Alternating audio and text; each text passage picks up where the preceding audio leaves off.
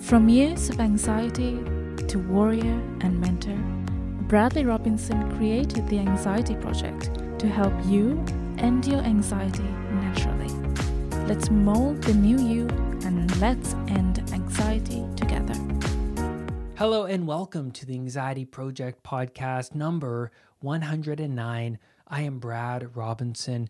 This week's episode is about the amygdala, the anxiety response, and I'm going to go over a situation and experience that I've been through where I faced extreme panic, and I want to look at it from the perspective that I have now and then go over what was going on in that experience, what I was doing wrong to enhance my anxiety and my fears, and what was going on with my amygdala so that you have a better understanding of anxiety when you're faced in a situation when the unknown pops up in life when, well, of course, it inevitably does, and how you can handle that situation the best way that you can.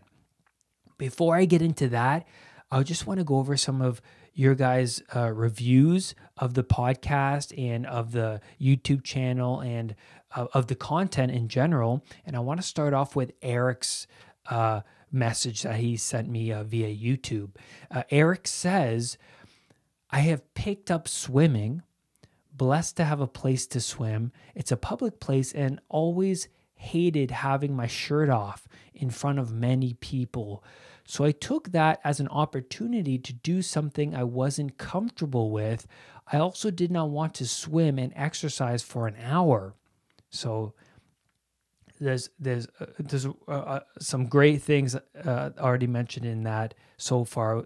He used opportunity, which is amazing. I love that mindset. So he also continues on to say, I kept inviting anxiety to kick in. I kept inviting and trying to give me that give up and go home thought. But I always pushed through, and it's the best feeling. So it's the best feeling pushing through that. That's amazing, Eric. I've been seeing progress in my health anxiety in general, facing symptoms, beautiful progress. I now fell in love with the progress. I no longer think a symptom will kill me. I now see it as anxiety. Even though uncomfortable, I invite it to teach me more. So you're using anxiety as a teacher. That's amazing. It's beautiful, this healing journey. I noticed my healing hit supercharge when I stopped avoiding certain things when feeling anxious. Symptoms go away faster. I feel more okay with being not okay. I am excited to learn more and to get where I want to be.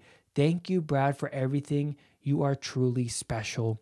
Well, thank you, Eric, for, Eric and I have actually met before via one-on-one coaching, and he's come so far, but I love this line here. He says, let me just find it.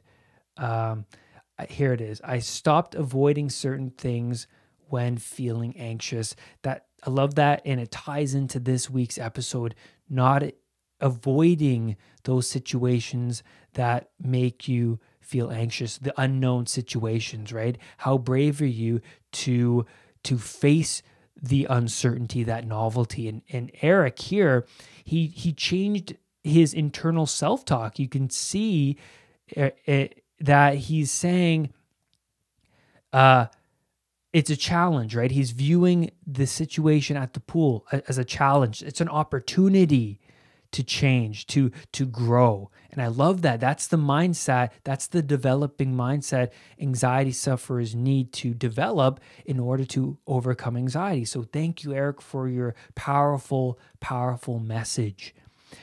Roy, he says, love the podcast, practical tools to help you heal rather than cope. A daily listener. Well, thank you, Roy. Yes, this podcast is about tools and healing. It's not about coping. It's about how can we heal? How can we overcome? Margaret, she says, anxiety came about later in my life. listening to your show opened my eyes to how common it is. Not only that, I began to implement the techniques mentioned. I'm on the right track. Amazing, Margaret. And yes, novelty will pop up throughout all of our lives, no matter who you are.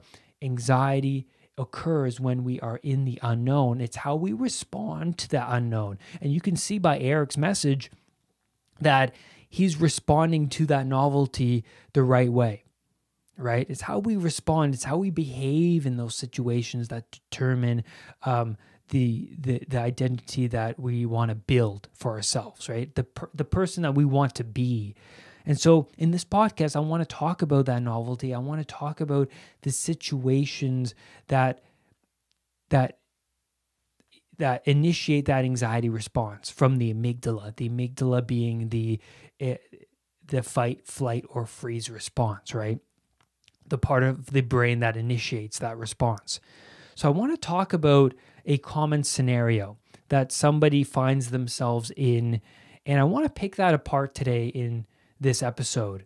And so the scenario was, for me, when I was suffering from anxiety, it was a scenario where I was in a lighting workshop, and I decided to take this workshop because, I wanted to enhance myself. I wanted to gain some experience in the film industry. So I showed up at this workshop, and it's a new building. It's a new place. I don't know anybody there. And so straight out of the gate, that's novel. That's exciting. My anxiety is already active to some degree because our anxiety systems are active whenever we are in the unknown situation. And so I was in the unknown situation, and my anxiety was active. It was excitement, and it was, curiosity, right? And so I sit down at the workshop, and then 5 to 10 minutes into the workshop, I started to pay attention and notice shallow breathing, right? Everything was quiet. There was a presenter. There was about, I would say, 20 to 30 people in the room. And I was sitting there, and I noticed my breathing. And then I started to go down this train of thought, this snowball of thought, and that led me to anxiety. And I got up and I walked to the bathroom swiftly. And then I was in the bathroom pacing in the stall. And I was like, I can't go back out there. What am I going to do? And then I eventually left the building and I walked back to the train station. Now, there was a strong fear of social judgment, and anxiety sufferers experience this when they're out in public, when they're in a crowded area. It's social judgment and the fear of their own mortality. They don't want to die, but they also don't want to die and embarrass themselves while they die.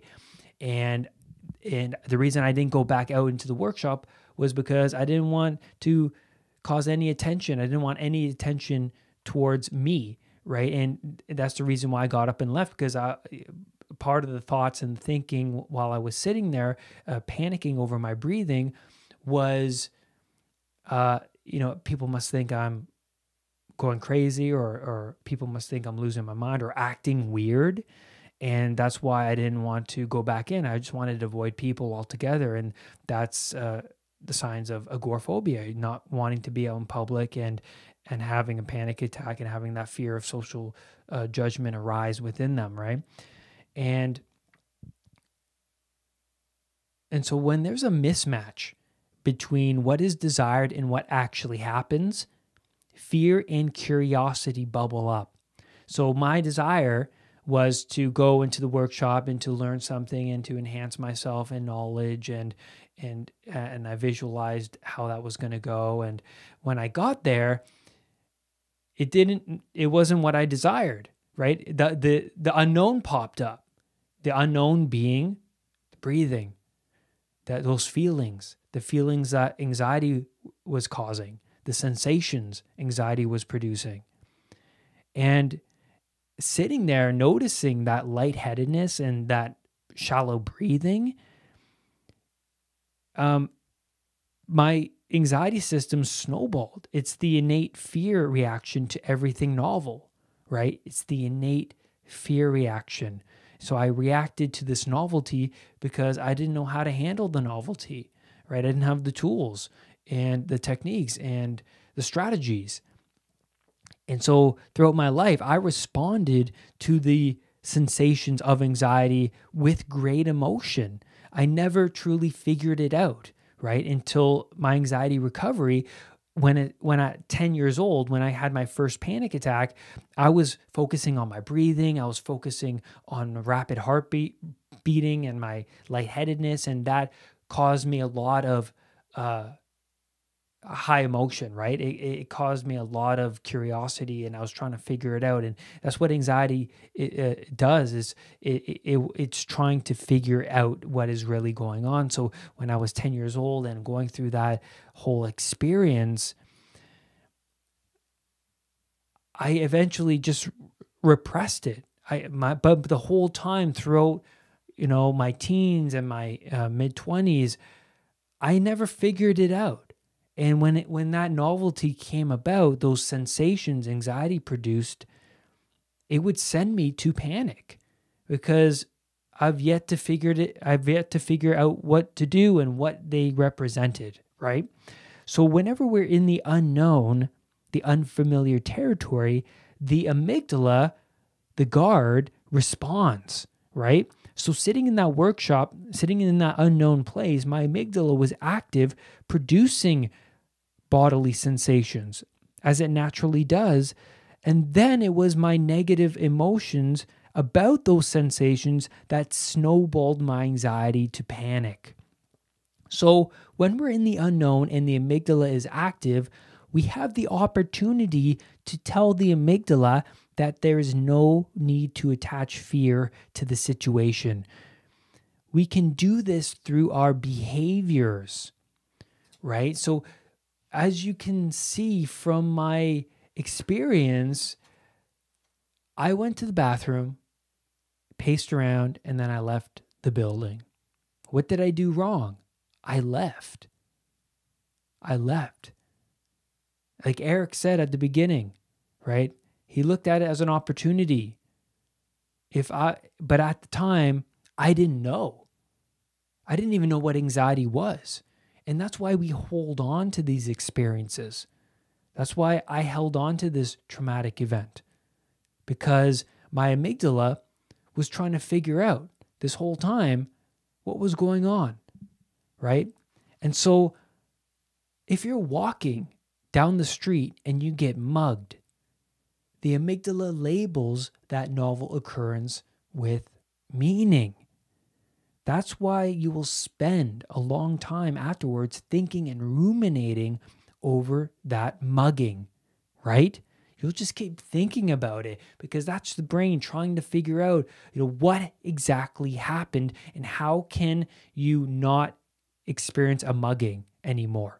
You're walking down the street and you fall into a hole, right? And then the brain is like, how can Brad avoid falling into a hole again? And that's the brain figuring out what is really happening. What happened there? How did I get myself to be in that situation?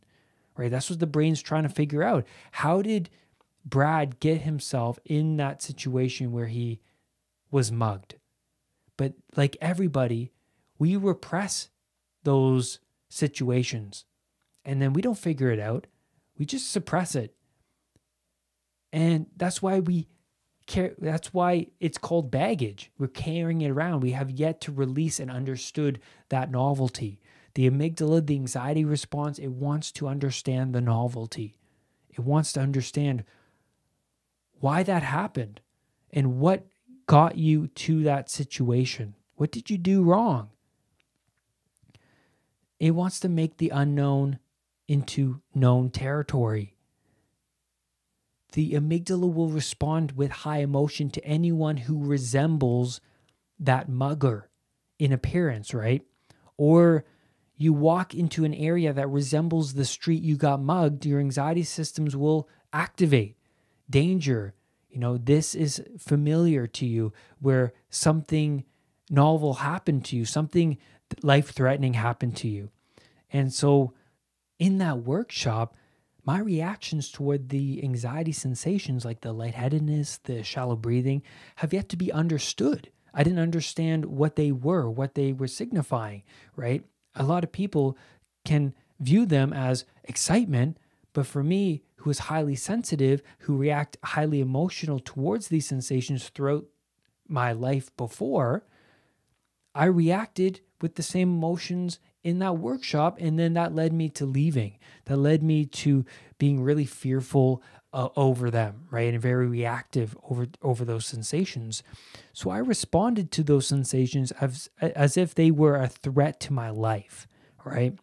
The amygdala is saying, if you don't know what it means, you'd better pay attention to it. So I didn't know what my sensations meant. I didn't know. And now that I know that it's anxiety, I can work with them, right? I can accept them. And I view them as opportunities to challenge myself. And so I'll give you another example. Maggie and I were driving out of the city to go camping. And so as soon as the environment changed to something I wasn't familiar with, my anxiety became active. But then with that anxiety, the sensations happened. I felt the tingly sensations, the lightheadedness, the shallow breathing, the heart beating. And then this was during my anxiety recovery. I viewed those sensations as, oh, it's anxiety. Now's an opportunity to sit with it. I'm not going anywhere. It's about that self-talk, right? It's how do you communicate yourself when this anxiety happens, right? When we respond to our sensations, how do we communicate to ourselves? Oh, in this situation, I communicated to myself with great comfort, right? And I was saying to myself, you know what? It's anxiety. I'm going to sit with the sensations. They're going to eventually dissipate. Today, right now is an opportunity to challenge myself.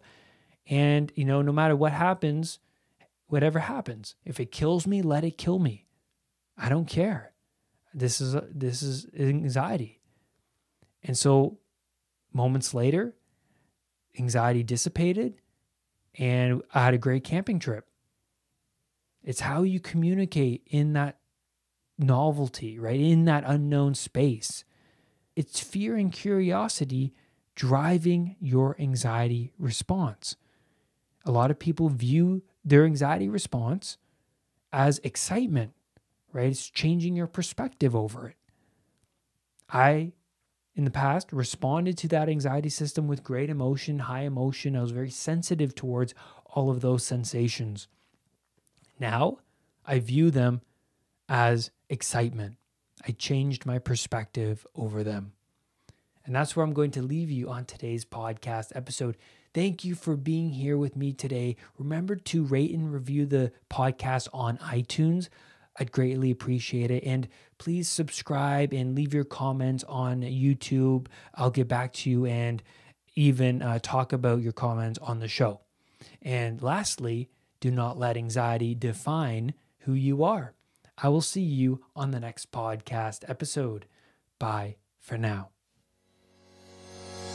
Brad's powerful anxiety recovery program is available at unpluganxiety.com. The Anxiety Project program is downloadable and puts the power of anxiety recovery in your own hands. What are you waiting for? Visit unpluganxiety.com for more details.